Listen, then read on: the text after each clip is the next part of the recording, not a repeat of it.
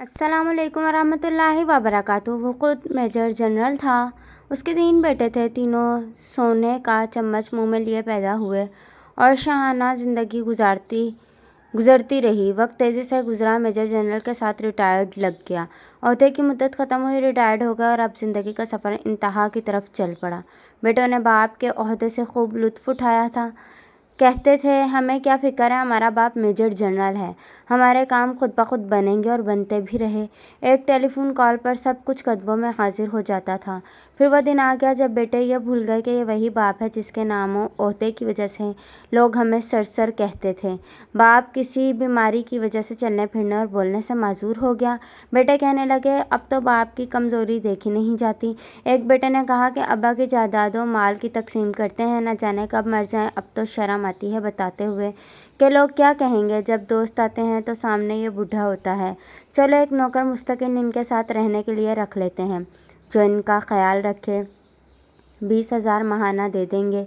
नौकर आ गया और उसी घर के एक कमरे में बाप को फर्श पर गद्दा लगा दिया गया और नौकर को कहा कि इसका पूरा ख्याल रखना, हमें कोई शिकायत ना मिले।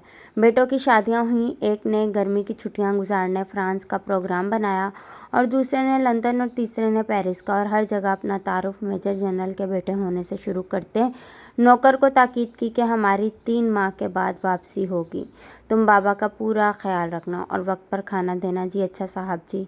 सब चले गए और वो बाप अकेला घर के कमरे में लेटा सांस लेता रहा। न चल सकता था, न खुद से कुछ मांग सकता था।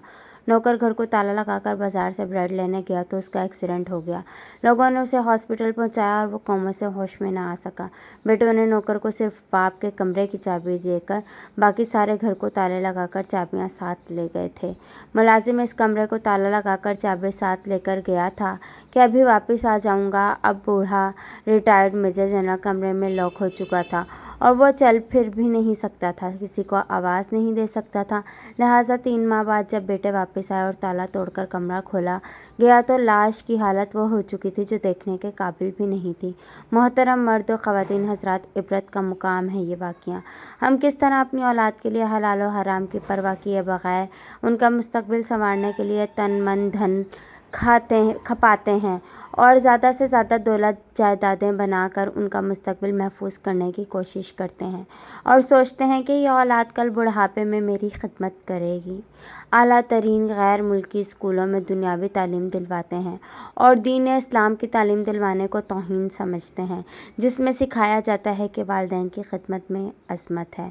हर इंसान जो बोता है उसी का ही फल पाता है। हमें भी सोचने की अशद ज़रूरत है कि हम अपनी औलाद को क्या तालीम दिलवा रहे हैं। कहीं हमारा हाल भी तो ऐसा नहीं होने वाला। सोचिएगा ज़रूर। अल्लाह हाफ़िज़।